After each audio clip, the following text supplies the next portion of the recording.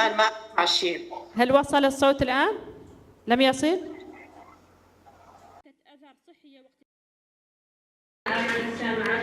وانتقصت كثير من حقوق المرأة باعتبار أنها مكون الأضعف في هذه المجتمع. لذا يسعدنا الوقت نجدد الإشارة إلى تقرير جديد مشترك صادر عن مجموعة المنظمات الدولية على رأسها هيئة المتحدة للمرأة وبرنامج الوطني والإنمائي والبنك الدولي والمنظمة الدولية لقانون التنمية ومكتب الأمم المتحدة المعني بالمخدرات والجريمة وفرقان رابطة المجتمعات السلمية والعامة والشاملة. هذا التقرير صدر بدعم من الحكومة ونشر 21 مايو 2020 وركز على جائحة كورونا والفجوة الرقمية ودعا للاهتمام والحاجة الملحة إلى تحقيق العدالة للمرأة وهو يعتمد على تحرير العدالة للمرأة في عام 2019 الذي تم إعداده بشكل مشترك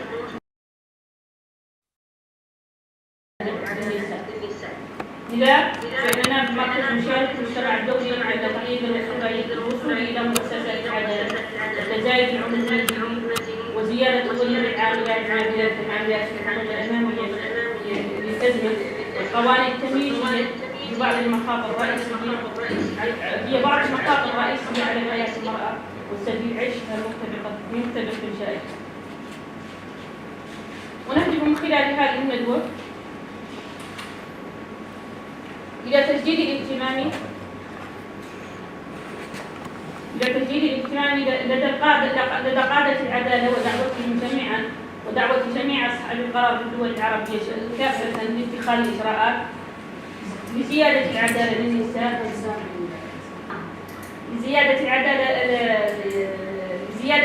للنساء خلال حالة الطوارئ الصحية العالمية وتهديد مشاكل العدالة المشتركة والتحديات الرئيسية التي تواجه مشكلة النساء العدالة خلال هذه الجائحة، وجعل قضية الاستثمار بحماية النساء من أولويات الدول والمجتمع. هذا ما نسعى له من خلال هذه الندوة، ومن خلال ندوات قادمة سنقوم بها إن شاء الله.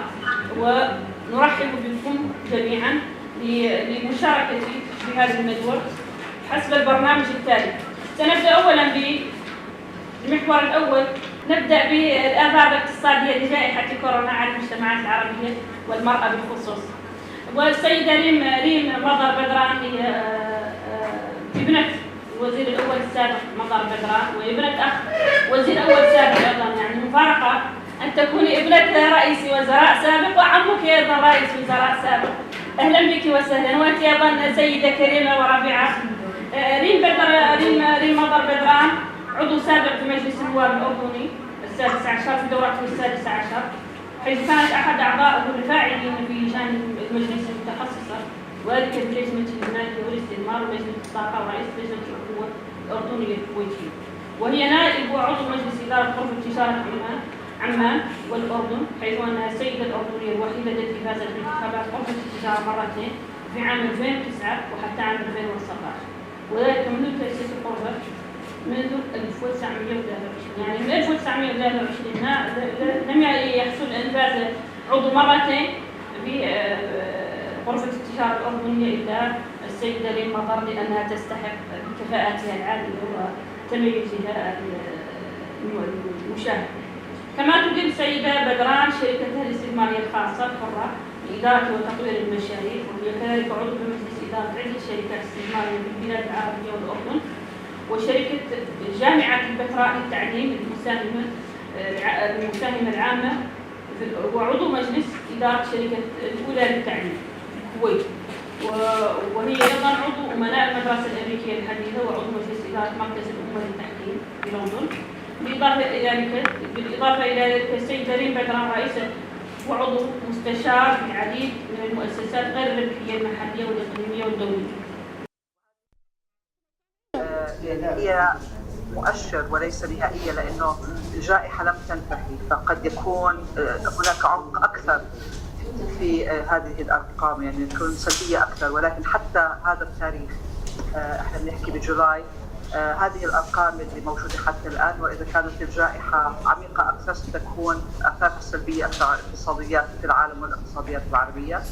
نسبة البطالة سترتفع بنسبة 1 إلى 1.2%، وعدم إمكانية التنقل حتى لا ينتقل الكوفيد 19 أثر طبعا على التجارة، على انتقال الأفراد، على عقود عديدة، صدمات عديدة اجتماعية واقتصادية، وطبعا في تأثيرات يعني مختلفة في هذا الموضوع. يمكن في بند آخر سيتم التحدث عن الوضع الاجتماعي والتأثيرات، ولكن بعض الدول أنا بتوقع قامت في بعض الأمور حتى تحاول تخفف من يعني ما تم في هذا الموضوع.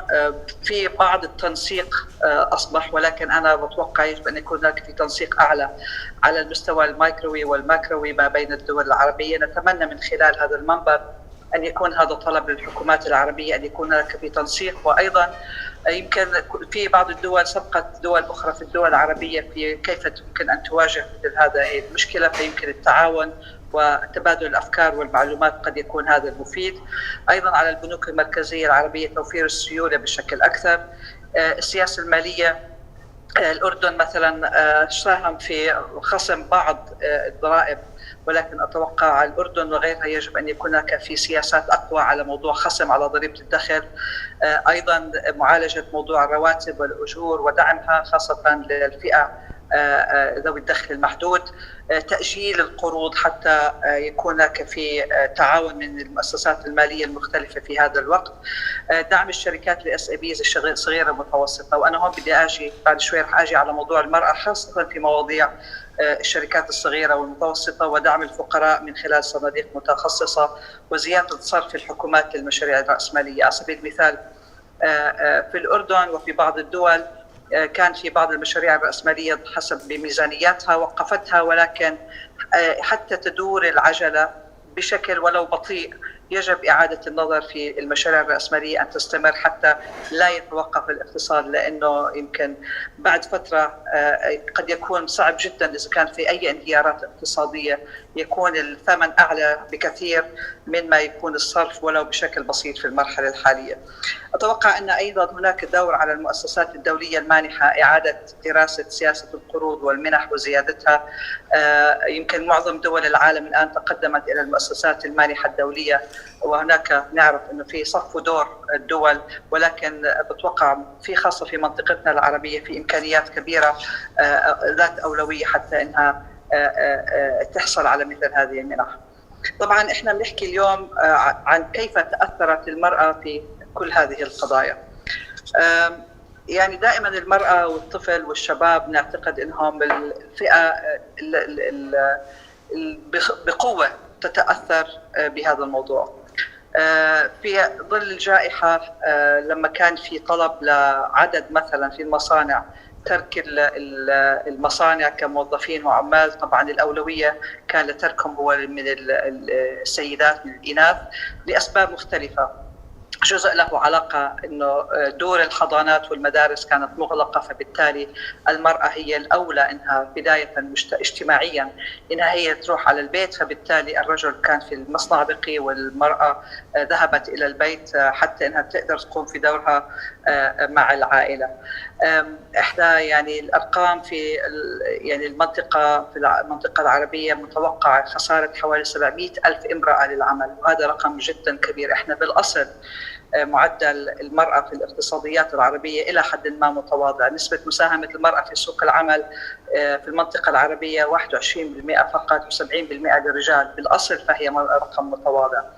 نسبة البطالة 2019 قبل الكورونا كانت حوالي 8% بين الرجال، بين النساء 21%. فبعد الكورونا احنا بنحكي على نسب بطالة عالية جدا، وستزيد هذه الفجوة وسيزيد فقر النساء ويزيد فقر النساء المعيلات لعائلاتهم في منطقتنا العربية. نسبة العاملات أيضا في السوق الموازي أو السوق الغير رسمي في المنطقة العربية حوالي 62%. في ضوء هذه الجائحة 62% منهم أيضا سيتأثرن بهذه الجائحة، وهذه النسبة للبطالة ستزيد ما بين السيدات في هذا الموضوع. هلا احنا بنقول في ظرف الكورونا يمكن صار في تغير في المرحله الحاليه على الاقل، يمكن بعد فتره راح يكون في تغير مختلف، ولكن في المرحله الحاليه التركيز الآن يكون على الديجيتال، على أمور التعامل عن بعد، التعلم عن بعد، الاي تي، الابليكيشنز اللي عم بتصير لخدمات مختلفة. ولكن يمكن المرأة في هذه المجالات بسبب أولاً عدم توفر الأجهزة في البيوت بشكل كبير، فدائماً الأولوية تنعطى لرب المنزل، للأب أو للأولاد، والبنات بيجوا في رقم 2. فهي إمكانية حصولها على معلومات أو على تطبيقات متطورة يمكن قد يكون في المرحلة الحالية إلى حد ما يعني أقل من الشباب. فبالتالي أنا بتوقع يجب أن يكون في دور على مؤسسات المجتمع المدني، وأيضا دور على الحكومات بالتركيز على دور المرأة وإعطائها فرصها ودعمها من خلال التركيز عليها خلال هذه الجائحة في الدعم المالي والدعم الفني والحصول ويعني حملات إعلامية على أن لا تخسر ما حصلت عليه في المرحلة اللاحقة من حيث حصولها على العمل وعلى الرواتب. وأيضا الأرقام الآن تدل على أنه حتى الرواتب في المجالات المختلفة للمرأة في المرحلة الحالية عم تقبل برواتب قليلة حتى أنها تبقى بشغلها إذا كان في عندها شغل. فبالتالي أيضا في فجوة أكبر بالرواتب رح نلاقيها في المرحلة القادمة. فبالتالي يعني أنا يعني نحكي على نسب البطالة رح تزيد، فجوة الرواتب رح تزيد، أيضا التعليم الآن كل التعليم عم بيكون أونلاين، فيمكن هذا سيتأثر كل الشباب نساء ورجال أو سيدات يعني من كل الفئات، ولكن دائما المرأة هي يمكن اللي ضربة على رأسها أكثر بتكون من أي طرف ثاني. فيعني إحنا نتائج هذه الكورونا ما رح يكون بصراحة فقط للمرحلة الحالية، ما رح نشوفها اليوم، إحنا رح نشوفها نتائجها ستبقى إلى سنوات إلى الأمام، وتأثيرها وعمقها سيكون على المرأة رح نلاحظه يمكن خلال سنوات قادمة وليس خلال عام 2020. فبالتالي يمكن مسؤولية كبيرة علينا اليوم احنا في هذا الموضوع. يعني احنا في تركيز عندنا في الأردن الآن على قطاعات معينة نأمل أن تستطيع المرأة الأردنية، وأيضا نتعلم من بعض الدول الأخرى كيف تستطيع المرأة أن تستفيد من هذه الفرص. في قطاع الاي تي والابليكيشنز يمكن الان هو القطاع المهم جدا في العالم وفي المنطقه العربيه، والاردن لانه في عندها البنتريشن الى حد ما جيد في موضوع الانترنت، في امكانيات الان بدات تظهر وبقوه على ترتيب ابليكيشنز مختلفه في قطاع الصحه، في قطاع الخدمات الحكوميه، في قطاع الخدمات المنزليه. فبالتالي يمكن في ايضا في قطاع التعليم الاونلاين في موضوع الدليفري وجدنا انه التخزين وعمليات اللوجستيه مهمه جدا. وانا بتوقع الاردن وفي المنطقه العربيه والعالم سيتوجه بشكل كبير جدا. كانت هذه من قبل مؤشرات لها قويه، واليوم اصبحت ضروره ملحه على التركيز على مثل هذه القطاعات. ولكن للمرأة يمكن لأنه إلى حد ما تكاليفها إذا بنحكي على الأونلاين فقط ولا نحكي على الأمور اللوجستية على الأرض قد تكون إلى حد ما مقبولة إنه المرأة تقدر تستطيع أن تدخل في هذا القطاع. أيضا في قطاعات التعليم قد يكون للمرأة مجال وفرصة كبيرة، خاصة قطاع التعليم الأونلاين والتدريب والتأهيل. يعني هذه المرأة مبدعة عادة فيها وقد تكون لها فرصة ممكن أن تستفيد منها في هذه المرحلة. أيضا موضوع الترخيص من العمل من المنزل، الأردن بدأت هذا منذ سنوات، وخلال فترة الكورونا سيكون هذا يمكن عليه تركيز أكثر. خلال هذه الفترة الترخيص كاملا من المنزل للعمل، وبالتالي هو يكون جزء ليس من العمل غير رسمي ولكن يدخل في الأرقام الرسمية في هذا الموضوع. أنا بس حبيت في مداخلتي أركز الضوء على التحديات اللي عم تواجهها. يعني احنا بنقول حتى الدول العظمى، اليوم كان في تقرير للIMF انه بيحكي عن انه الخطر السائد على الانتعاش انه حتى في الدول العظمى زي الولايات المتحده الامريكيه هو عوده ظهور حالات كوفيد، قائلا ان الاقتصاديات انها قد تنهار جزئيا بسبب هذه الجائحه. فبالتالي هذا يعني الانهيار ليس فقط على منطقتنا ولكن على حتى الدول الكبرى، وان الدول الكبرى زي الولايات المتحده عليها البذل مزيد من الجهود في محاربه حد الفقر وأوجه القصور في النظام الصحي. فإحنا بنحكي على الدول العظمى تواجه تحديات. نبقى على الوقت يا سيدتي. فما بالك هذا. فبالتالي يعني أنا عندك دقيقتين. نعم أنا أنهيت تقريبا. فأنا يعني التحدي يواجه العالم واقتصاديات العالم، والمرأة العربية أيضا تواجه مثل هذا التحدي. فإن شاء الله يعني الله يعيننا على المرحلة القادمة. فجهودكم مشكورة في مثل هذا اللقاء لتسليط الضوء والخروج بتوصيات لتخفيف من حدة البطالة المرأة ما بين المرأة العربية في المرحلة القادمة. شكرا لك.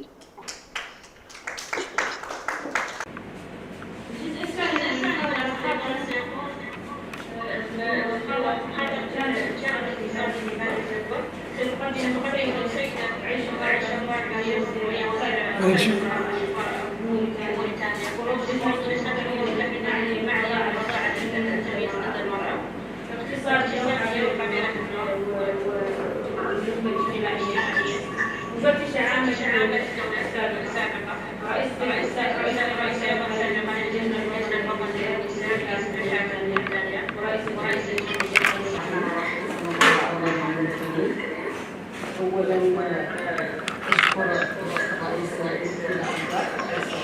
رئيس مركز التنمية والسلام على هذه المبادرة القيمة والتي كانت موفقة وتأتي في وقت مناسب.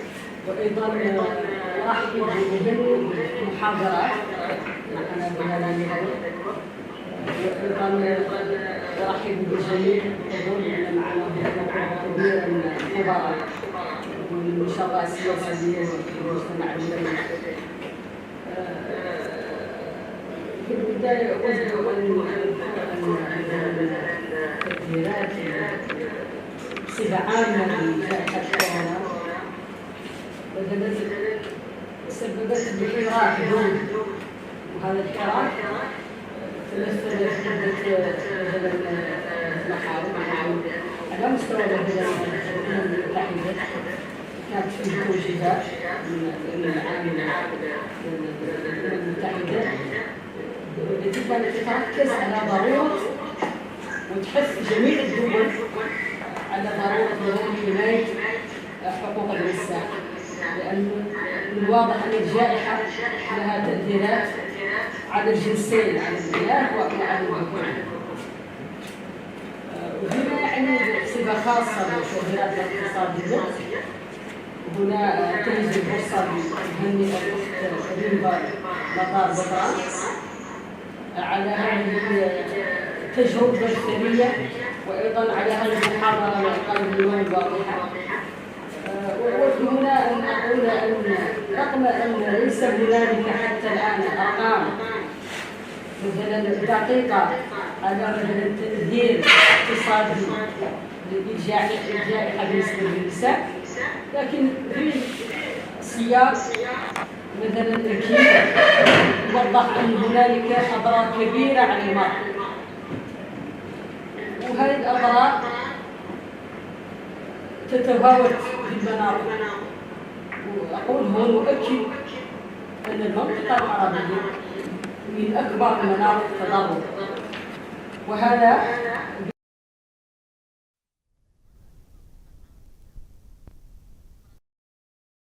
وامرأة مثلا تواجه أعراض تقليدية تعيق مثلا مسيرتها التنموية، وهذا عادة إذا كانت مثلا الوضع النساء هشة ونحن أمام أزمة وأمام جائحة، من الواضح أن سيكون هنالك تأثيرات سلبية على العنصر النسوي. وهنالك بعض مثلا الأمور التي مثلا من الواضح أنها ستتفاقم في إطار هذه الجائحة.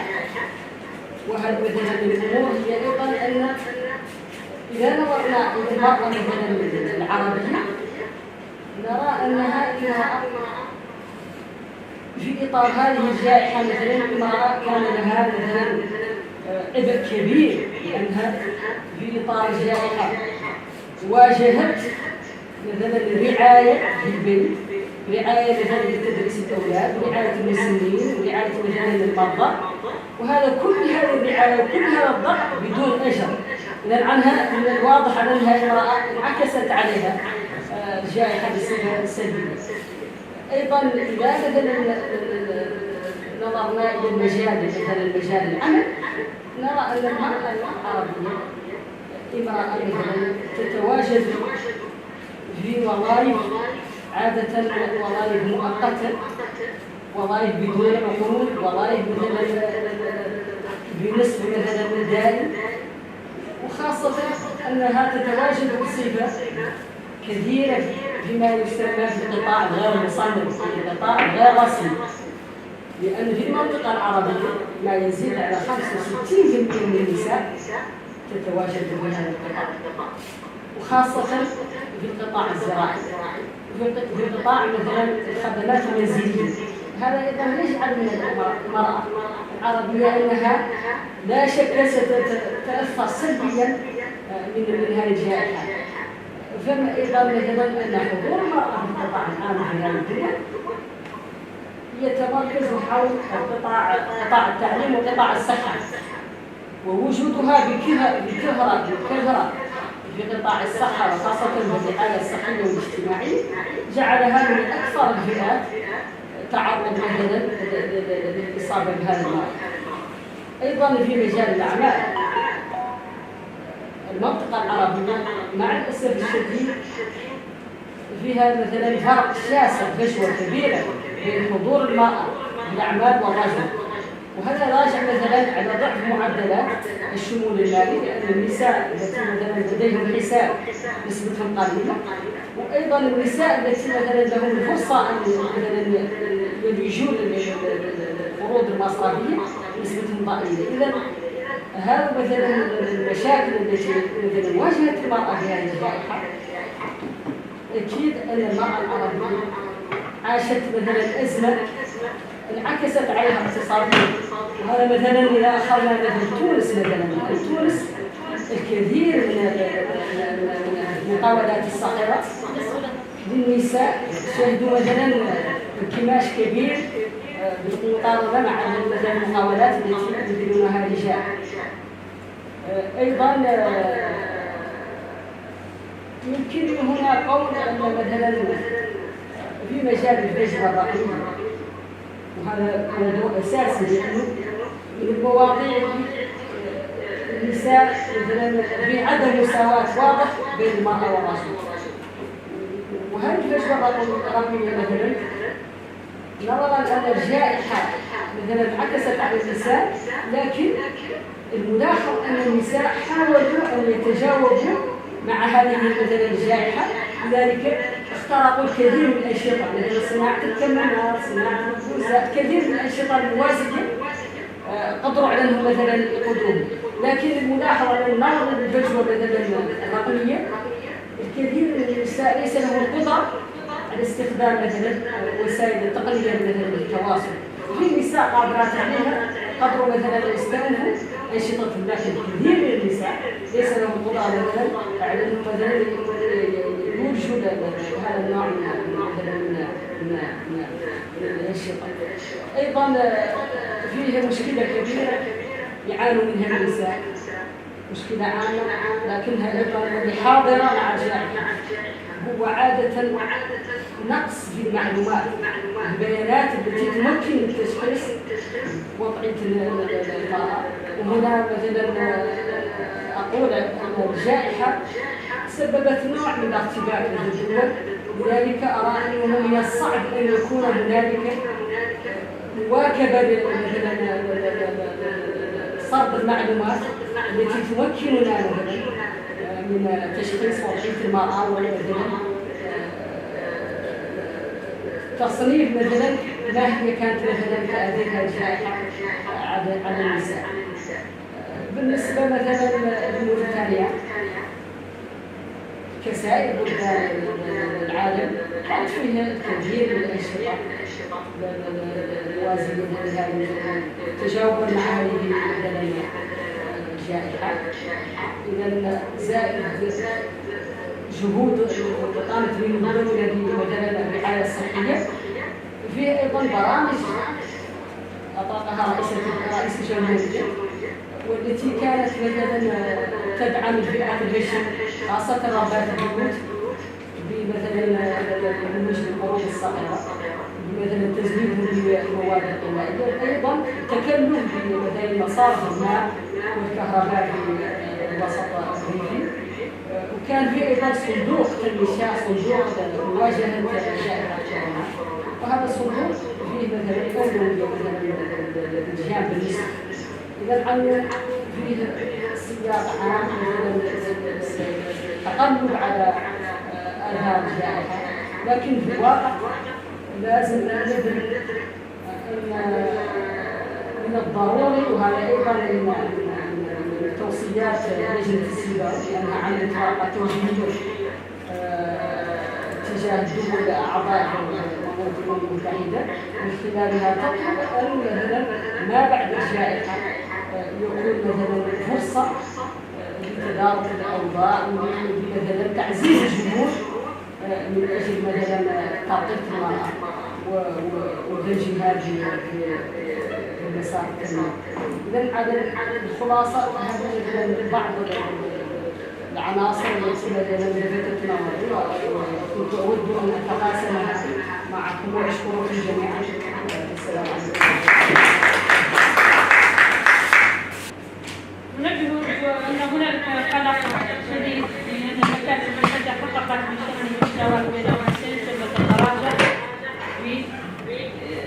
بسبب هذه الجائحة، ولكن من خلال التأخير بعكس القوانين التمييزية والقوانين الجديدة وتنفيذ التشريعات القائمة، وستؤثر الأزمة بشكل خاص على الفئات الضعيفة من النساء بما في ذلك أولئك اللواتي شردن قصرا أو المحرومات من الحرية أو اللواتي يفتقدن إلى الهوية القانونية. ولهذا أفردنا في هذه الندوة محور خاص بالجانب القانوني لولوج النساء للعدالة أثناء جائحة كورونا. ينقسم هذا المحور إلى قسمين. يكون المداخلة الأولى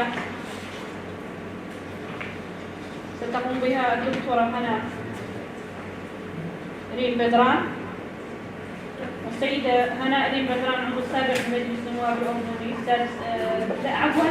ستقوم بها السيدة هنا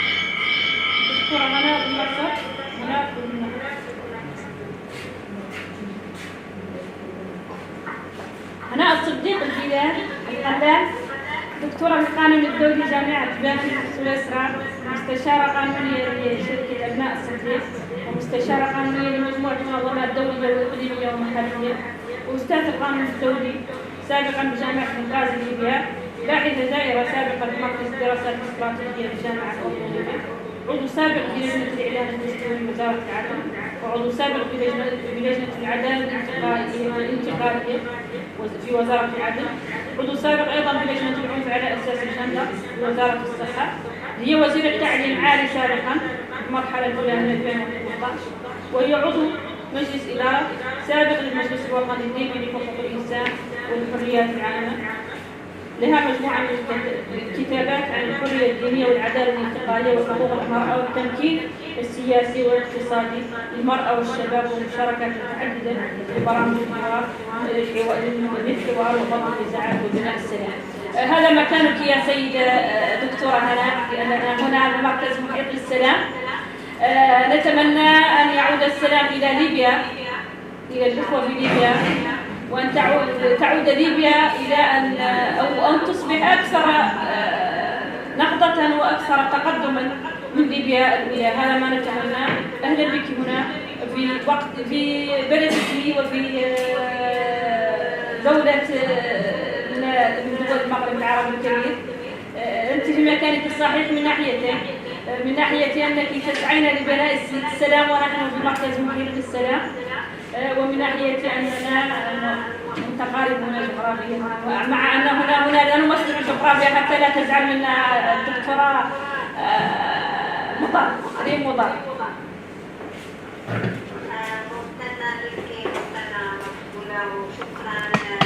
يعني أن المرأة ووضعية المرأة في المنطقة بالرغم من كل التوقيع على الاتفاقيات الدولية الخاصة بها، بالرغم من بعض التحفظات، بالرغم من التشريعات المحلية الوطنية الصادرة في مجموع دول المنطقة، إلا أن كل هذا في الظروف العادية هشة جدا بالنسبة لولوج المرأة إلى العدالة وسهولته للوصول لتحقيق العدالة والمساواة بين الجنسين. بالإضافة إلى أن بعض دول المنطقة عانت من أزمات اقتصادية إلى جانب الحروب والانقسامات، مما ضاعف من الوضعية الهشة للمرأة والانتهاكات التي تشاهدها وعدم قدرتها للجوء إلى المؤسسات العدلية لتحقيق ما يمكن لها. طبعا هذه العراقيل موجودة قبل كوفيد-19، وهي طبعا كما ذكرت الأستاذتين من ناحية الآثار الاقتصادية، والآثار الاقتصادية والجوانب الاقتصادية تؤثر على الولوج إلى العدالة. العراقيل التشريعية، العراقيل التنفيذية للتشريعات، كل هذه تؤثر على ولوج المرأة للعدالة وتحقيق العدالة لها. هذه في الظروف العادية، فما بالك مع ظهور أزمة جائحة كوفيد-19 الذي ترتب عنه آثار اقتصادية واجتماعية أضرت بهذا الجانب. طبعا نحن نعرف ان في كثير من الدول في المنطقه كان هناك اغلاق تام وحظر تام والبقاء في المنزل لفترات طويله، مما ترتب عنه ازدياد في العنف الاسري، ازدياد في العنف من قبل الشريك الحميم، وعدم القدره على الوصول الى المؤسسات العدليه. طبعا هذا يتراوح ويختلف في المنطقه بحسب ظروفها. نحن لا أستطيع أن أقول كل المنطقة بنفس النسب، ولكن بصفة عامة في الدول عالميا بصفة عامة هذا العنف الأسري زاد بسبب وجود جميع أفراد الأسرة في البيت مع بعضهم لفترات طويلة جدا وعدم إمكانية الخروج، مما أثر على الصحة النفسية للجميع. وبما أن أضعف الحلقات عادة المرأة، وخاصة أن الموروث الثقافي يطلب من المرأة دائما التحمل ويبرر العنف الصادر نحوها، مما يترتب عنه التبرير الدائم ان الرجل في مرحله بطاله غير معتاد على البقاء في البيت، حتى وان كانت من النساء العاملات. فهذا من الفكره التقليديه انك حتى لو كنت من المراه العامله لو بقيتي في البيت هذا شيء طبيعي وعليك انت التحمل والتقبل وعدم اللجوء الى العداله. بالاضافه الى ان الآثار الاقتصادية حتى على المرأة العاملة أصبح صعب اللجوء إلى العدالة، صعب ومكلف. بالتالي حتى المرأة العاملة التي كانت لديها دعم اقتصادي أصبح اللجوء للعدالة صعب، فما بالك بالنساء المهمشات والفقيرات واللاجئات قسرا والنازحين في دول الحروب. كل هذه الفئات النسوية تعرضت إلى صعوبات كبيرة في اللجوء للعدالة. فبالتالي نجد أن هناك العنف ضدها المرأة ازداد وارتفع. القضايا الحضانة، قضايا الطلاق، قضايا الميراث، قضايا يعني كل هذه القضايا تأجلت أيضا لأن الكثير من الدول اضطرت إقفال هذه المؤسسات وأصبح الوصول لها بسبب الحظر وليس سهلا مع الفجوة الرقمية والصعوبة الرقمية، وليس كل العائلات بصفة عامة تستطيع، ولم يكن هناك تلك الوسائل. قد تكون دولة الأردن وفرت الكثير من التقدم التكنولوجي في التعامل أونلاين، ولكن في دول أخرى لم يكن من السهولة التواصل عن طريق الأونلاين أو توفير خدمات الطوارئ أو المساعدات السريعة. أيضا عدم المحاكمات الكاملة، يعني ما جعل إن الوصول إلى أوامر الحماية، أوامر حماية المرأة والطفل صعب جدا. فهي بالرغم من هشاشة الوضع بصفة عامة للمرأة في اللجوء إلى العدالة وتحقيق العدالة لها، فلا شك أن الكوفيد 19 ما حققته في الفترات السابقة قد يعني خسرنا منه الكثير. طبعا صدر تقرير الUN Women عن Access to Justice Amidst COVID-19، الولوج للعدالة خلال الجائحة. كل يعني الريكومنديشن وهذا جميل جدا، ولكن صعب تحقيقها. فأنا هذا نوع من الخوف بالنسبة لي، إن كيف يمكن لنا نحن في وقت الجائحة نستطيع أن نقوم بالتوعية، ونستطيع أن هذه الفجوة الكبيرة الموجودة بيننا وبين الدول التي تسود فيها القانون ووصلت إلى مرحلة متطورة من حقوق المرأة وحماية حقوق المرأة للوصول للعدالة، كيف لنا الآن أن نقوم بكل المطلوب منا بالرغم من الآثار السلبية الاقتصادية، بالإضافة لارتفاع العنف ضد المرأة، بالإضافة إلى الموروث الثقافي، بالإضافة إلى الفجوة الرقمية بين الجنسين، بالإضافة إلى المشاكل. إن أيضا عندما نتكلم عن اللجوء إلى العدالة والوصول للعدالة، يجب أن نفرق بين المدينة وبين القرى والمدن الصغيرة. فأيضا هناك يجب أن عندما يكون هناك إحصائيات وأرقام في مراحل لاحقة أن نتذكر أن النساء في القرى، النساء في السجون، النساء النازحات سيكون وضعهم أسوأ بكثير من النساء في المدينة والنساء العاملات. أيضا لدينا الصورة وقفت، تسمعوا فيها؟ أوكي. أيضا لدينا مشكلة النساء في الخطوط الأمامية. النساء في الخطوط الأمامية بالرغم من جهودهن الجبارة والعمل والكفاح، هل سيكون لهم نفس المردود؟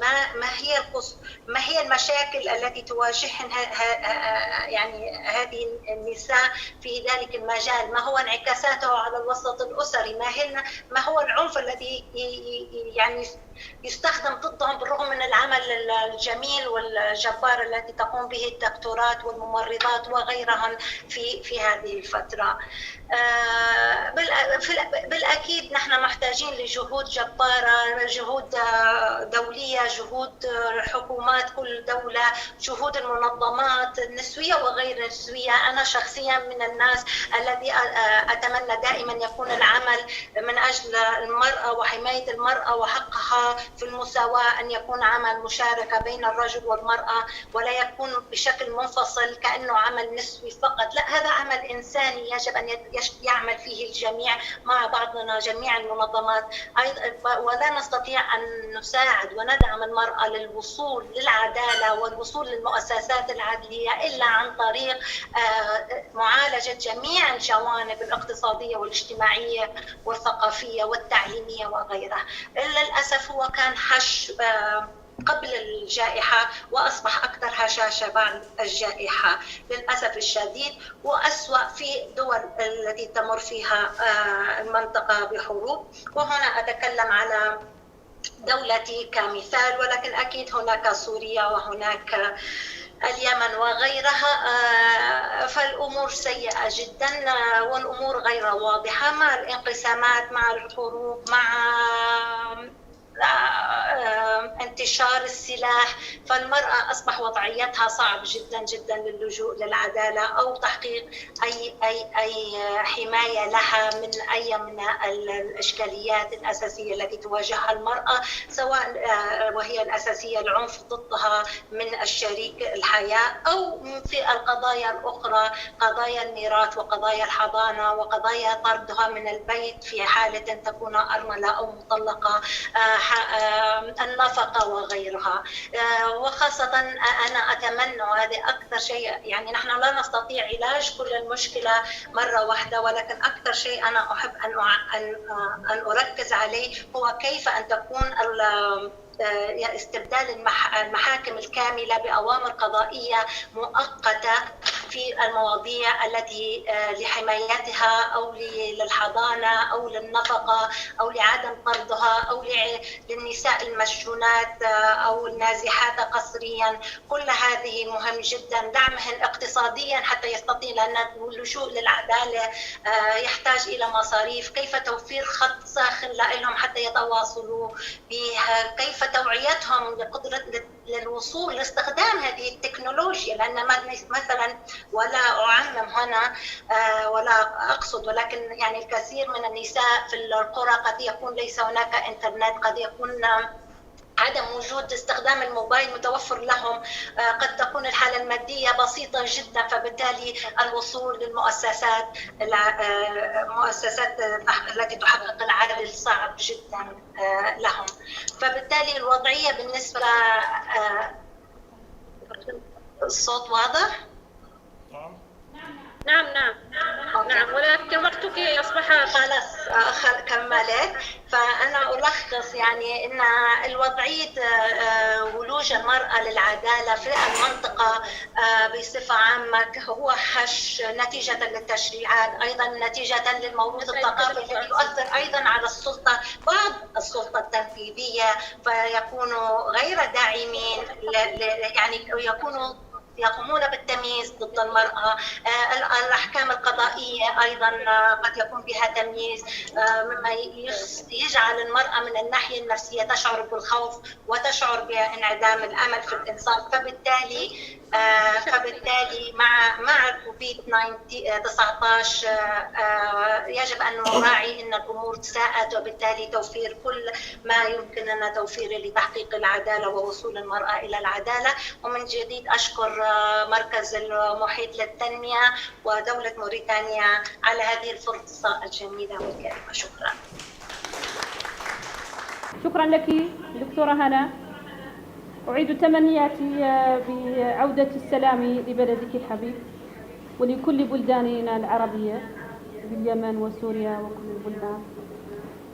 إننا نشارك المجتمع الدولي بأن تقييد الوصول إلى مؤسسات العدالة وتجاوز العنف المنزلي وزيادة ظلم العاملات، ما بذلك العاملات في الخطوط الأمامية، هي بعض المخاطر الرئيسية على حياة المرأة وسبل عيشها المرتبطة بالجائحة. كان من المفروض أن يصل إلينا النائب عيد محمد دن، وهو جاء.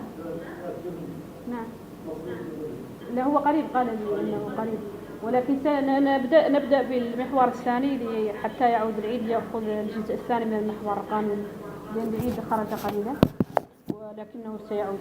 لهذا سنتجاوز إلى نعم تفضل. سنتجاوز إلى المحور الثالث، وهو المحور المعني بدور المنظمات الدولية والجمعيات الأهلية في رعاية حقوق المرأة أثناء الجائحة. تكون المحاضرة الأولى عن دور المنظمات الدولية مع السيدة مدام خديجة شيخلو، وهي حائزة على شهادة دراسات عليا في بيئة التنمية السكانية وأستاذة جامعية ومحاضرة بعلم الاجتماع بالجامعة العصرية بنواكشوط، ومسؤولة النوع وحقوق الإنسان بصندوق الأمم المتحدة للسكان بمكتب موريتانيا من 2011 إلى الآن. Vous avez la parole, Madame Khadija Kibou. Pour avoir pris cette initiative aussi importante qui porte sur si brillante que l'impact de la pandémie Covid sur les femmes dans le monde, et plus particulièrement dans le monde arabe.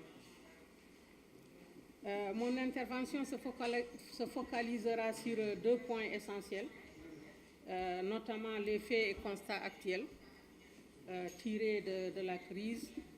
Et le deuxième point sera un peu le rôle des organisations internationales dans le domaine, en tout cas, des droits, de la défense des droits des femmes. Je voudrais tout simplement aborder 2 points essentiels, notamment les faits et constats tirés du contexte de la crise, et ensuite aborder le rôle joué par les organisations internationales et plus particulièrement le système des Nations Unies dans ce contexte d'exception. Donc, à cet effet, je vais dire, et de façon très résumée, quelques constats sur lesquels Excellence, les oratrices qui m'ont précédé ont si bien exprimé, que je résumerai tout simplement en quelques constats. Notamment, le premier étant relatif au fait que la flambée généralement des maladies affecte les femmes et les hommes différemment et aggrave les inégalités existantes pour les femmes et les filles et les discriminations entre les groupes marginalisés, tels que les personnes handicapées et celles en situation d'extrême pauvreté. Je n'entrerai pas en détail parce que celles qui m'ont précédé l'ont si bien expliqué. Ça, c'est le premier constat. Le deuxième constat est que plusieurs études ont montré que les femmes représentent, en milieu en tout cas de santé, près de 60% de la main-d'œuvre des soins de santé dans le monde entier.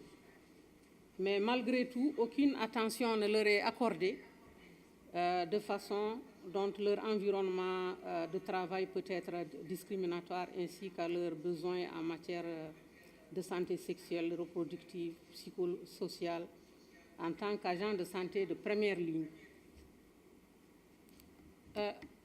Troisième constat, c'est que les femmes peuvent être moins susceptibles que les hommes d'avoir un pouvoir dans la prise de décision concernant l'épidémie, en ce sens que les hommes peuvent présenter un comportement moins favorable à la santé en raison des normes de genre qui sont rigides, comme vous le savez, ce qui implique un peu un retard dans la détection et l'accès au traitement contre le virus, bien sûr.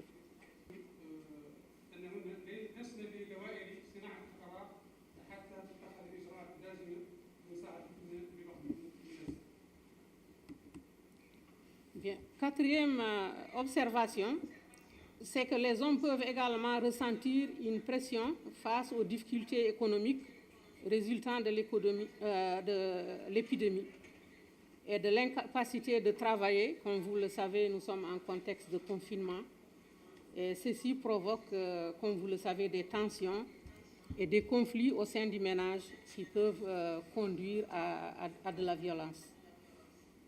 Cinquième observation,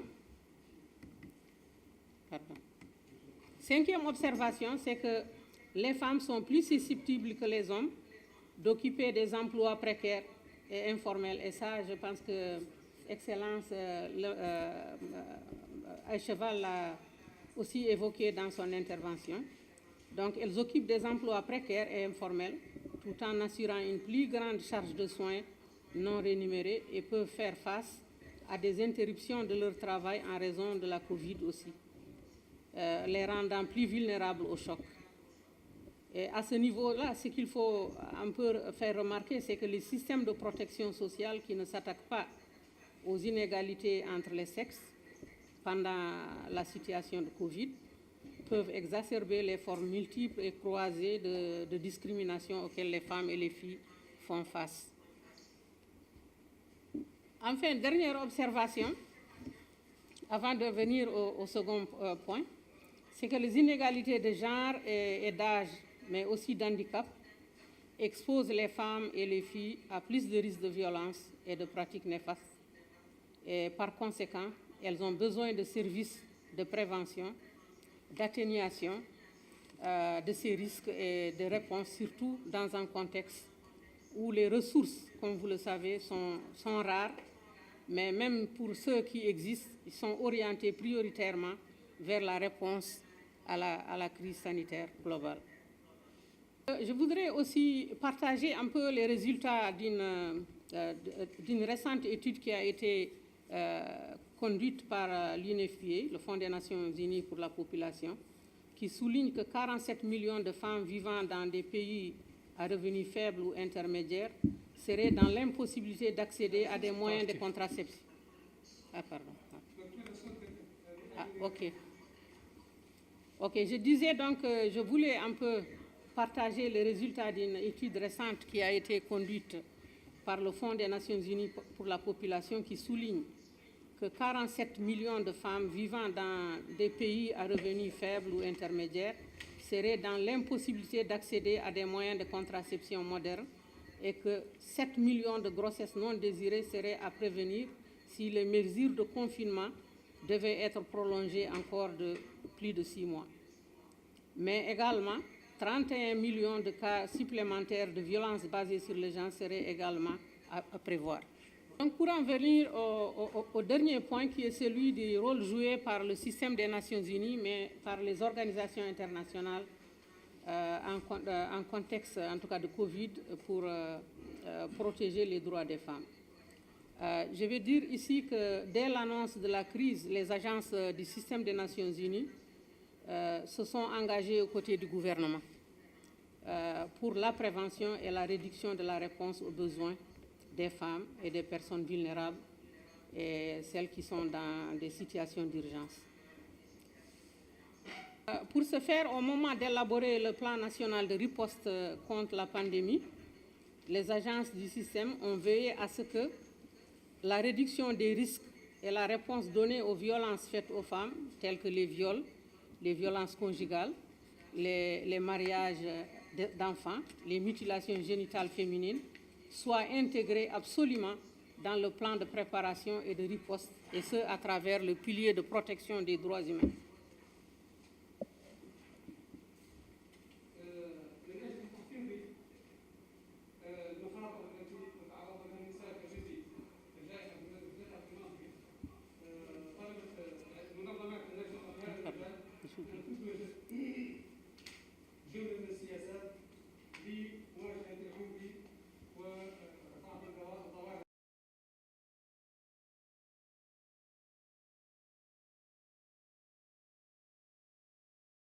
نلفت النظر إلى أن التقارير كلها تحذر من أنه إذا لم يتم اتخاذ إجراء عاجل فمن المحتمل أن تؤدي آثار كورونا إلى عرقلة التقدم الهش الذي تم إحرازه نحو تنفيذ خطة التنمية المستدامة لعام 2030 بما في ذلك أهداف التنمية بشأن المساواة بين الجنسين.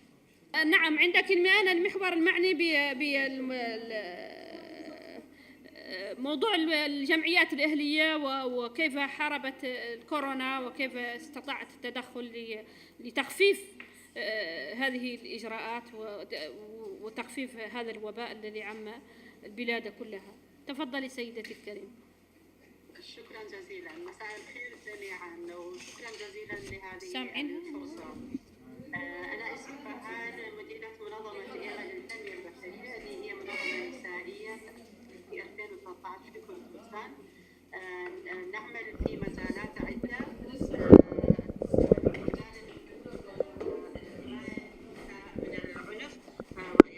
تأهيل الناجيات من العنف الجنسي أو العنف على أساس الجندري، إعادة تأهيلهم من الناحية النفسية والصحية إلى آخره.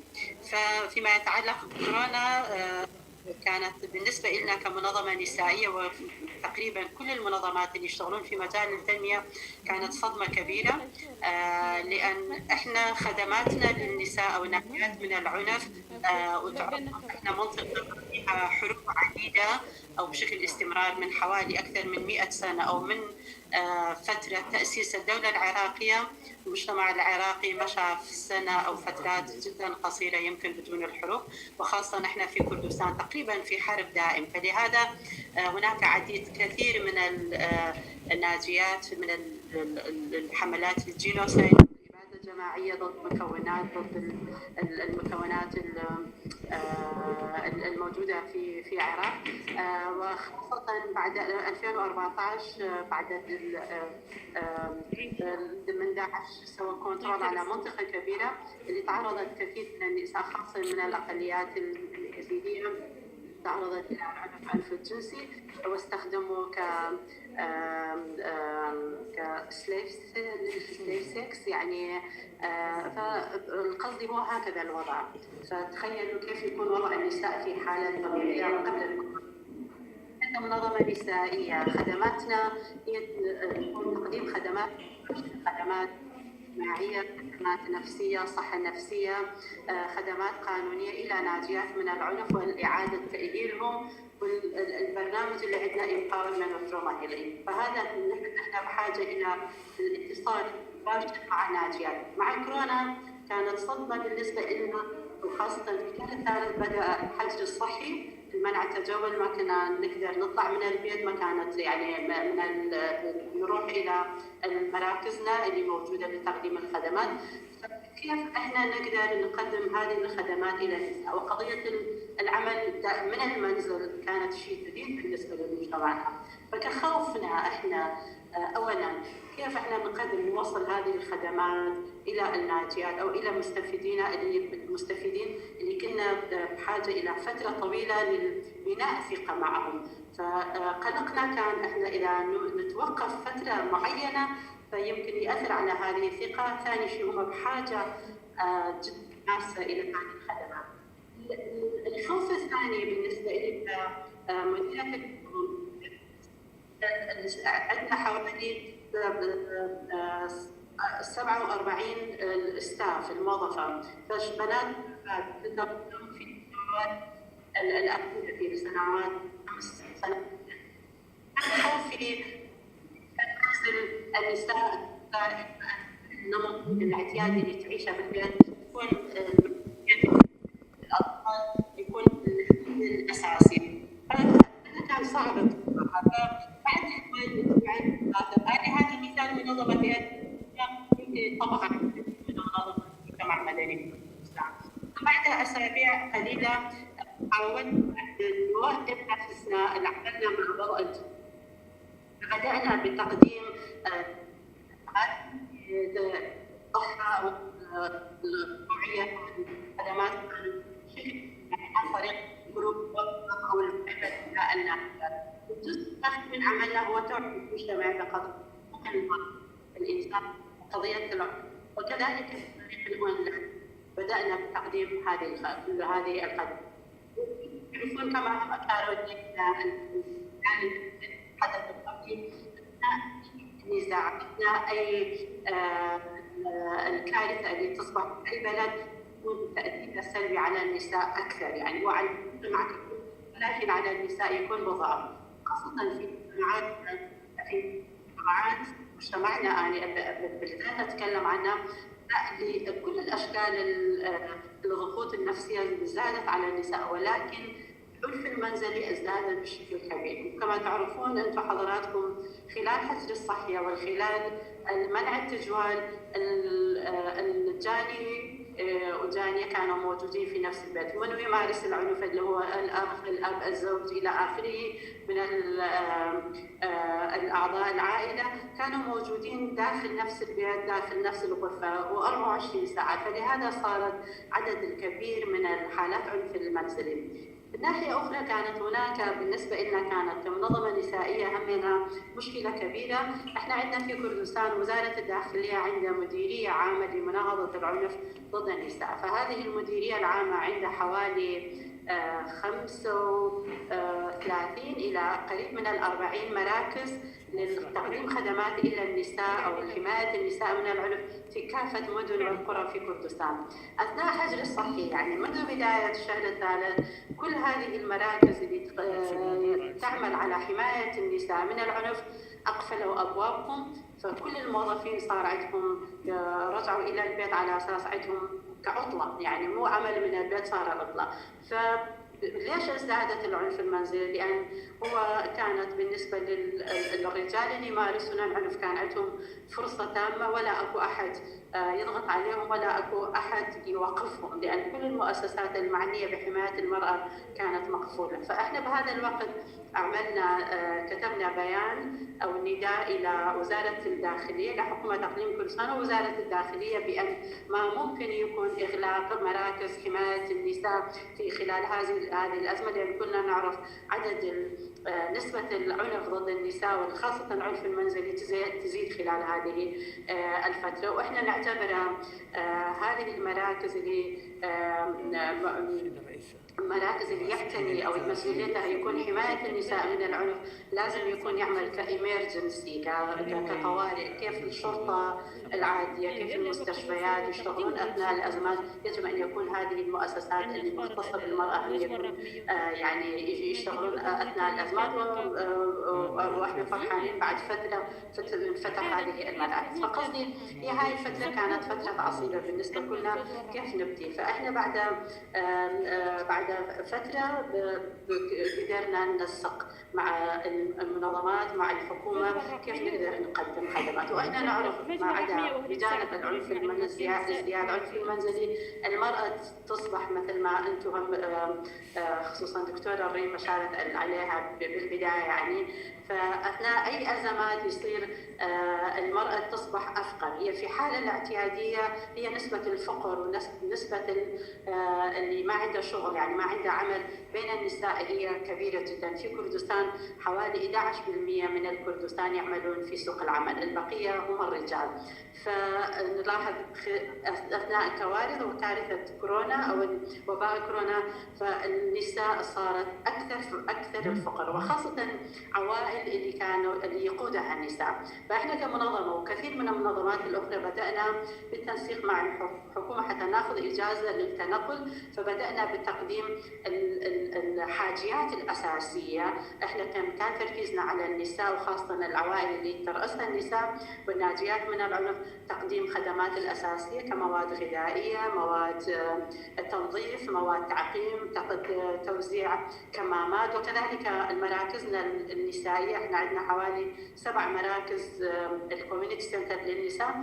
فبدانا بالتصنيع او العمل خياطه الماسك الكمامات ووزعناه على المخيمات. كما تعرفون في كردستان هناك عدد كبير حوالي 18 مخيم للنازحين ومخيمين للاجئين في كردستان. فالوضع النساء داخل هذه المخيمات بعد كانت اكثر صعوبه، لان هم اساسا ناس فقراء ما عندهم خدمات الصحيه النفسيه، الخدمات يعني جدا قليله في حاله طبيعيه. ولكن مع كورونا، مع ايقاف عمل المباشر للكثير من المنظمات المجتمع المدني والمؤسسات الحكوميه، فازدادت وضع المخيمات، وضع النساء وخاصه الناجيات من العنف او من العنف الجنسي كان وضعهم النفسي بدا يعني سيء جدا. فلهذا احنا قررنا لازم نبدي نقدم خدماتنا في مجال الصحه النفسيه من خلال اونلاين. فشكلنا كثير من الجروبات على الواتساب، وكذلك لان نعرف المراه او النساء هم فقيرات اساسا، وخلال هذه الفتره ما كان عندهم اي مصادر ماليه معينه. فاحنا كنا نزود الوحدات الكريدت للتليفون وللانترنت الى المستفيدين حتى يقدرون احنا نقدر او ستافنا ممكن نتواصل معهم. والقضيه الاخرى كنا يعني جانب التوعيه صحيه، كيفيه الحمايه من الكورونا كانت اكثر يعني احد الاشياء اللي كثير من المنظمات مجتمع مدني اشتغلنا عليه. وكانت المناطق المهمشه، مناطق الفقيره، مناطق اللي فيها فقراء فما كانت توصلهم كثير من الخدمات. فكنا من خلال الاونلاين او الزيارات القليله كنا نقدم هذه التوعيه. والصحه الانجابيه ركزنا عليه، التوعيه بالصحه الانجابيه.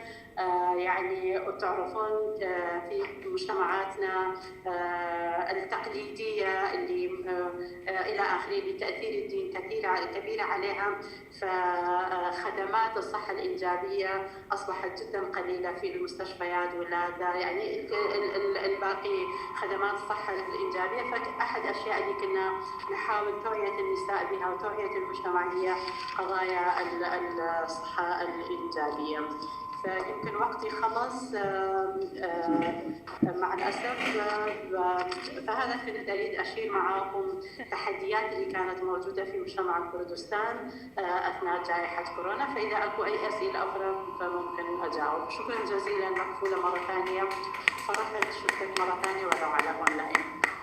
تحياتي لك ولدكتورة بهار ولوزير ولكم جميعا ولأهل كردستان كلهم، وتمنياتنا لهم بالسلامة والسلم لأهلي والجماعة.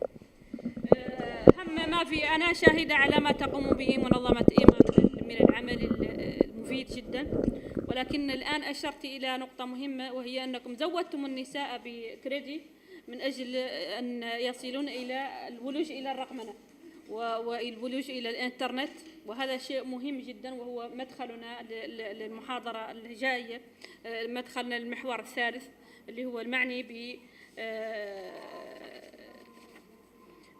دور الفجوة الرقمية، وهل تساعد النساء في الولوج لحماية أنفسهن بشكل متساو مع الرجل. سيكون طبعا نحن نؤكد أنه في الوقت الذي أصبح فيه الاتصال الرقمي أكثر أهمية من أي وقت مضى، فإن الولوج إلى المعلوماتية يقلل احتمالية امتلاك النساء، وقلة احتمال امتلاكية النساء للهواتف الذكية يقل بنسبة 20% عن الرجال، و20% أيضا احتمالية الوصول إلى الإنترنت من الهواتف المحمولة. يعني هون أقل الهواتف المحمولة عند النساء أقل بنسبة 20%، والوصول إلى الإنترنت أيضا للنساء أقل بنسبة 20% من إخوتهن الرجال. الأمر الذي يثير التساؤل عن مدى إمكانية معالجة انتهاكات حقوق المرأة أثناء الوباء عن طريق المعلوماتية. سيكون أول الجزء الأول من المحاضرة سيقدمه الدكتور إيدير غينيات، وهو دكتور في العلوم السياسية وعضو المنظمة العربية للديمقراطية. سيرته ما شاء الله عليها سيرة ذكية كبيرة جدا، وهي أمامي الآن، ولكن أرى أن الجمهور أصبح، يعني الوقت أصبح يطاردهم من أجل صلاة المغرب لأنها قريبة. الدكتور أيضا هو له اهتمامات وعنده دكتوراه دكتوراه دولية في العلوم السياسية ودراسات دبلوماسية للعلوم السياسية أيضا، وعنده شهادة ماستر في القانون المقارن، وعنده شهادة ليسانس في علوم الاتصال، وعنده اهتمامات خاصة بقضية الرقمنة وعلوم الاتصال. أهلا بك دكتور، نحن نستمع إلى مداخلتك وننتظرها. أهلا وسهلا.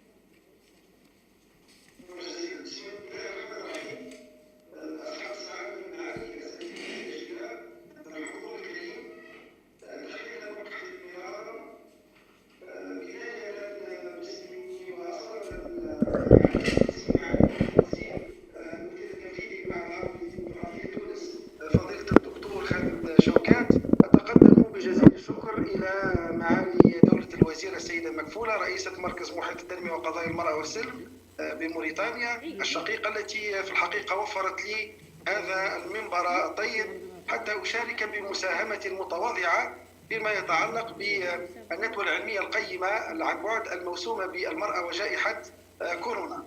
وسوف يكون عنوان مداخلتي في الحقيقة الذي يركز على تأثير العنف الإلكتروني على المرأة في مواقع التواصل الاجتماعي، وسأحاول معالجة هذا الموضوع في محورين رئيسيين. وأستسمح فضيلة الدكتورة إن أتيح لي الإذن بتنزيل شرائح الباوربوينت التي سوف أريد أن أقدم أهم النقاط حتى أحترم الوقت ولا أطيل على الجمع الكريم، فأطلب الإذن لتنزيل الشرائح من فضلك. سوف أبدأ بمقدمة المداخلة. إن النساء في الحقيقة يتعرضن للتمييز والعنف، مع أنهم لهم الحق في التعبير عن أنفسهن بحرية على الإنترنت، وفي الواقع في هذا الأمر هناك من الواضح أن سياسات الحياة الرقمية وممارساتها قد أخفقت في احترام هذه الحقوق. إن ضمان مشاركة كل شخص في الإنترنت بحرية وبدون خوف من العنف والإساءة أمر مهم للغاية لضمان الممارسة الفعالة للحق في حرية التعبير. وإن تأثير العنف والإساءة ضد النساء على الفضاء الرقمي الذي ينطوي على الإسكات والمراقبة يمكن أن تكون له تداعيات على كيفية ممارسة النساء لحقهن في الوصول إلى الحرية المطلوبة على الإنترنت، ولا سيما الشابات والنساء اللاتي حقهن في المشاركة العامة بشكل كامل والتعبير عن أنفسهن على الإنترنت بحرية في السنوات القادمة. كان هذا مقتطف من بحث قدمته منظمة أمنستي سنة 2018. ساهمت التكنولوجيا الحديثة في انتشار أنواع جديدة من العنف ضد الفتيات والنساء، ومن أكثرها شيوعا المطاردة والملاحقة الإلكترونية والابتزاز الإلكتروني والتحرشات الجنسية الإلكترونية والمراقبة والتجسس على أجهزة الحاسوب والاستخدامات غير القانونية التي تعرض الصور ومقاطع الفيديو إلى التحريف والتهديد بها، وانتحال أسماء وشخصيات معروفة للإيقاع بالفتيات والنساء خاصة في غرف الدردشة وغيرها. وأكثر ما يجعل من مواجهة هذه الأنواع من الجرائم الإلكترونية يصطدم بشكل مباشر مع حقيقة أن أغلب الفتيات التي يتعرضن لها ويقعن الضحايا لأشكالها المختلفة لا يملكن الأدوات والمعرفة للخطوات الواجب اتباعها لمواجهة هذه الاعتداءات الإلكترونية ووقفها وملاحقة مرتكبيها. وفي ضوء ما تم التطرق إليه تسعى هذه الدراسة البحثية في إطار الفجوة الرقمية للكشف عن أثر العنف الإلكتروني في مواقع التواصل الاجتماعي على الفتيات والنساء. ولتحقيق هدف الدراسة تم طرح سؤال البحث على النحو التالي: كيف يؤثر العنف الإلكتروني في مواقع التواصل الاجتماعي على المرأة؟ وفي هذا الإطار تم صياغة فرضية الدراسة كما هي: يؤثر العنف الإلكتروني في مواقع التواصل الاجتماعي على حرية ممارسة المرأة لأدوارها الاجتماعية المختلفة.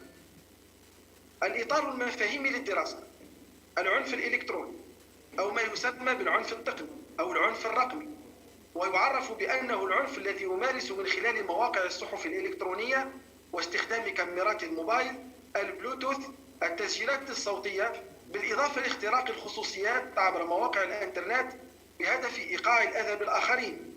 ونحاول أن نبنيه مفهوما وفق ما يلي: هو كل إيذاء مادي أو معنوي يتم عبر مواقع التواصل الاجتماعي بين الشباب من ثلب، شتم، تهديد، صور، فيديوهات وغيرها من الأشكال التي تسبب تأثيرات نفسية غير مرغوبة لدى المتلقي. ثانيا، مواقع التواصل الاجتماعي هي منظومة من الشبكات الإلكترونية التي تسمح للمشترك فيها بإنشاء موقع خاص به، ومن ثم ربطه من خلال نظام اجتماعي إلكتروني مع أعضاء آخرين لديهم الاهتمامات والهوايات نفسها، أو جمعه مع أصدقاء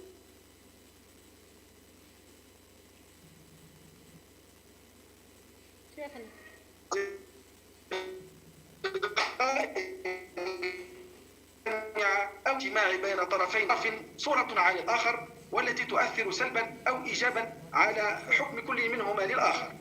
ومن صور هذه العلاقات الصداقة، الروابط الأسرية، القرابة، وزمالة العمل والأصدقاء. المحور الأول العنف الجندري على الإنترنت.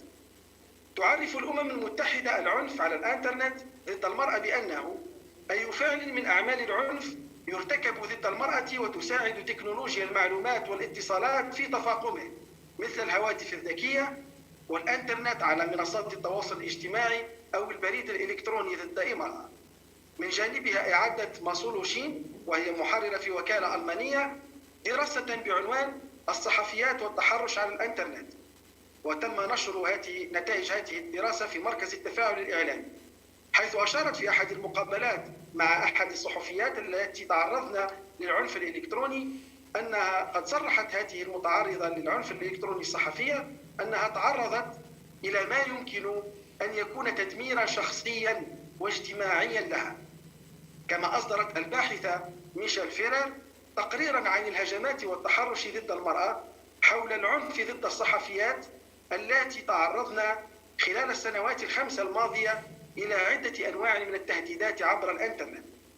توازيا تكشف العديد من الدراسات في أمريكا اللاتينية عن معاناة النساء من التحرش الرقمي، وفي مقابلة هاكس دي بيدا لإحدى النساء التي تكشف انهيارها وهي تبلغ من العمر 50 عاما بعدما صرحت لزميلاتها كل التحرش الذي مورس عليها في سنوات عملها، وأكدت بأنه عنف تام وأنه تحد لها اجتماعي.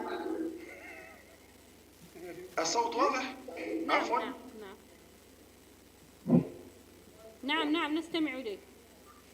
واصل. نعم أستاذ. المحور الثاني مبادرات لحماية المرأة في الفضاء الرقمي. يدعو العديد من النشطاء رفع مستوى الوعي حول الإساءة الرقمية ضد المرأة واتخاذ تدابير لحماية النساء من الابتزاز الرقمي والتسلط عبر الإنترنت، كما أكدوا على أهمية توفير المساعدة اللازمة للنساء اللائي يقعن ضحية للعنف الرقمي.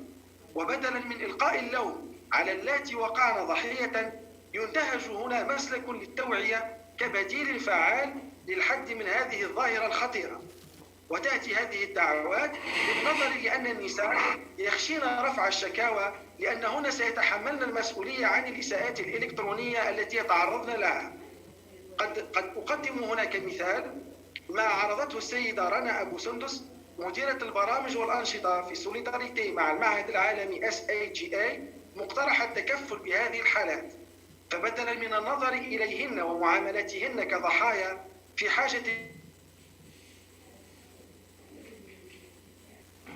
إذا سأحاول فقط أن أقدم بعض النتائج الخاصة بهذه الدراسة. نعم. حتى أوضح أهم المحورين اللذين تركزت عليهما الدراسة البحثية، بأننا نؤكد على أهمية برنامج التمكين وبناء القدرات للمجموعات النسوية من خلال تناول عدة محاور تدريبية متقدمة في تناول قضايا العنف المبني على النوع الاجتماعي عبر الفضاء الرقمي وقضايا الأمن الرقمي للحد من الجرائم الإلكترونية. كما نوصي بتنفيذ تدريبات حول كيفية تصميم وإطلاق حملات عبر الإنترنت، كيفية تعبئة المجتمعات النسوية عبر منصات التواصل الاجتماعي بهدف التطوير وتنفيذ مبادرات وحملات الوصول إلى الحقوق الرقمية الآمنة دون تمييز، والتوعية أيضا بقانون الجرائم الإلكترونية. كذلك الاهتمام أكثر بالتشريعات التي تحمي مستخدمي الإنترنت، إيجاد آليات مناسبة لتطبيقها وفق التشريعات الوطنية والنصوص القانونية الدولية. أيضا الاهتمام من طرف الأولياء بالأطفال ومتابعتهم على الأرضيات الرقمية. عادة ما يكون العنف الإلكتروني موجه في فترات متقدمة بالنسبة للأطفال ولا سيما الفتيات. التكفل أيضا بتوفير الإحاطة والرعاية الاجتماعية النفسية لكل النساء المتضررات من العنف الإلكتروني. وكنت قد أشرت في المداخلة وفي الدراسة البحثية هذه إلى أن أهم معوق أو أهم تحدي لمكافحة العنف الإلكتروني ضد النساء هو أن معظم الدول لا تزال ترفض اعتبار العنف ضد المرأة في الفضاء الرقمي شكلا حقيقيا من أشكال العنف. وهنا تأتي الحاجة الملحة إلى اتخاذ تدابير تشريعية متخصصة على المستوى الوطني والدولي. أكتفي بهذا القدر، وشكرا على حسن المتابعة أستاذتي الكريمة، وشكرا على دعوتكم الكريمة مرة أخرى. شكرا لك أخي الكريم. الآن سنبقى مع النائب والحقوقي العيد محمدا. العيد من الشخصيات الوطنية الهامة جدا في الدفاع عن الحقوق بشكل عام وحقوق الفئات المهمشة بشكل خاص والرقاء السابقون، وهو محامي ونائب وصديقي أنا. وسنستمع إليه الآن في النصف الآخر من المداخلة المعني بالحقوق الذي تكلمت عنه الدكتورة هناء سابقا. أهلا بك بسم الله الرحمن الرحيم. السلام عليكم ورحمة الله. إذن أعتذر للزملاء الكرام والإخوة الحاضرين عن التأخر، ولكن استطعت أن كما نقول بالفرنسية أن je prends le train en marche. Donc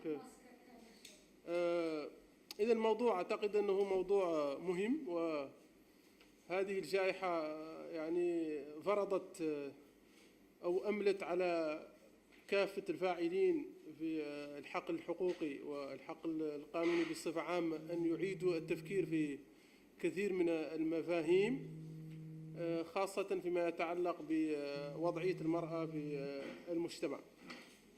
وأعتقد أن هذا النوع من الأزمات يتيح أيضا مراجعة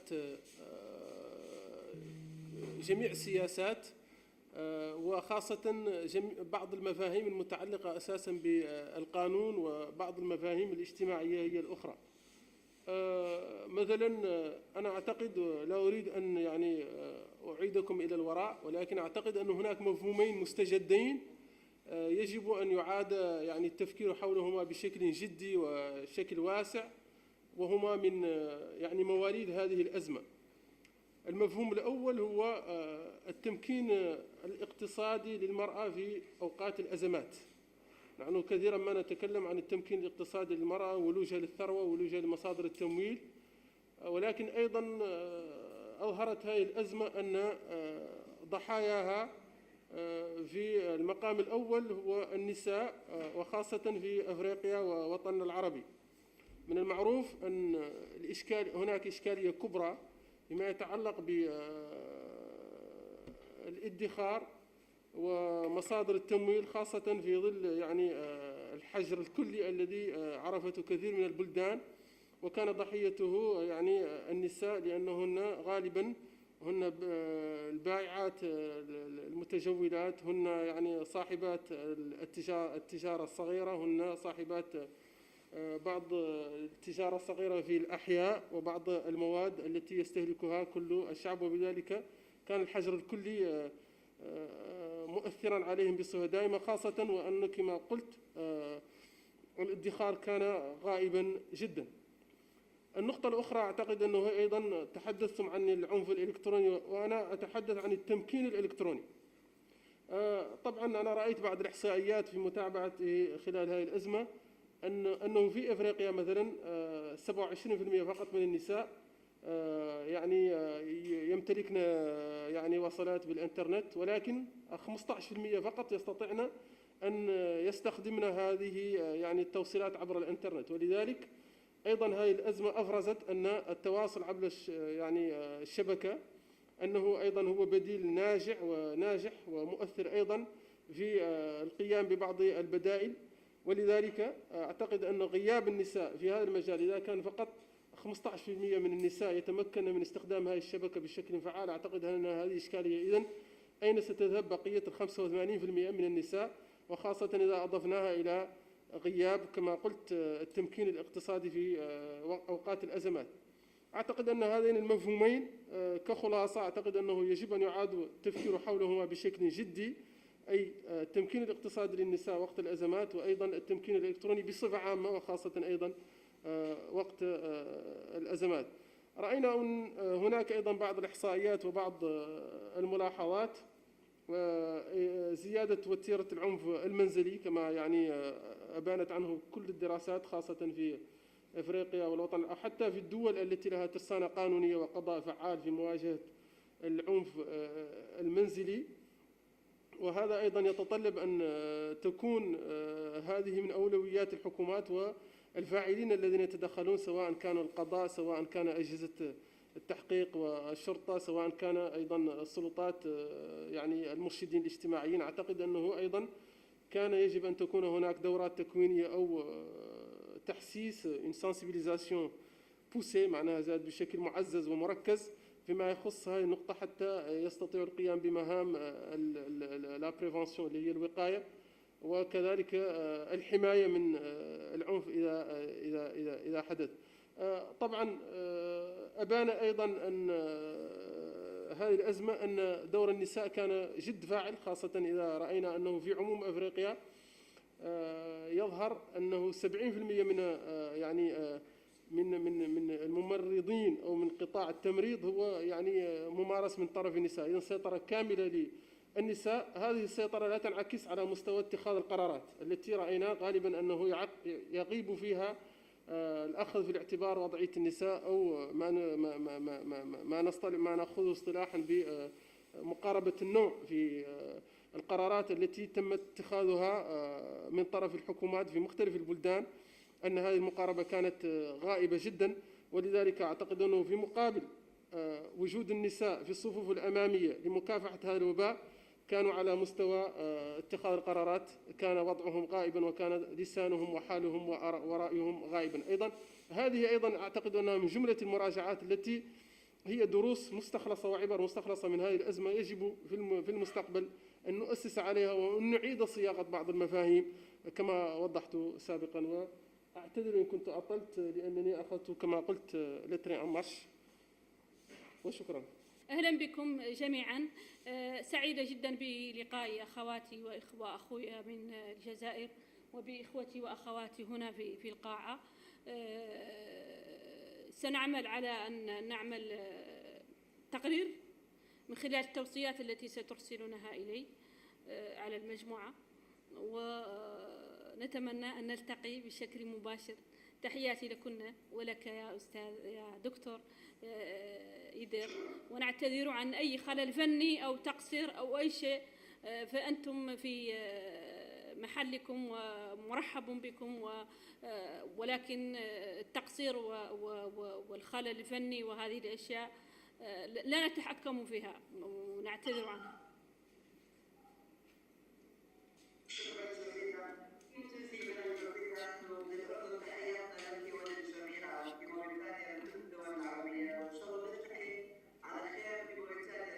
أهلا بكم، أهلا وسهلا، أهلا وسهلا.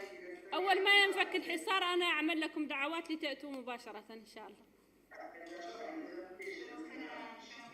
أهلا وسهلا، أهلا وسهلا.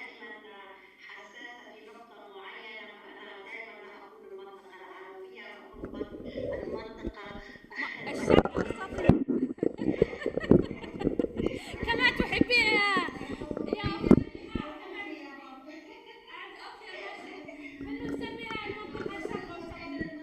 ولموريتانيا الشقيقة. تحية من ليبيا وتحية من الأردن لوجودي في الأردن، وكانت إضافة جميلة جدا، وشكرا لمجهودكم الجميل جدا وللجميع، وإن شاء الله يكون لنا لقاء على خير. شكرا.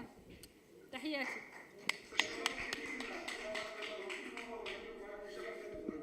شكرا مع السلامة. شكرا تحياتي إلى الشرق الأوسط حتى لا نقول المنطقة العربية.